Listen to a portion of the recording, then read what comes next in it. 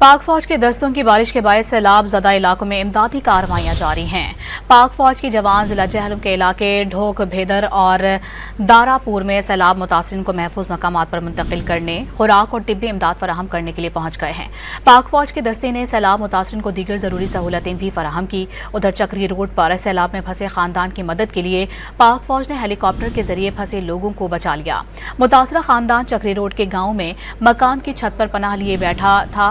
खराब मौसम के बावजूद पाक फौज का हेलिक मिशन कामयाबी से मुकम्मल हुआ। शदीद सैलाब में घिरे तीनों अफराद की जिंदगियां बचा ली गईं।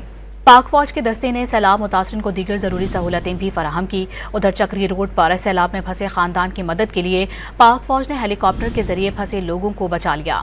मुतासरा खानदान चक्री रोड के गाँव में मकान की छत पर पनाह लिए बैठा था। खराब मौसम के बावजूद पाक फौज का हेलिक मिशन कामयाबी से मुकम्मल हुआ। शदीद सैलाब में घिरे तीनों अफराद की जिंदगियां बचा ली गईं।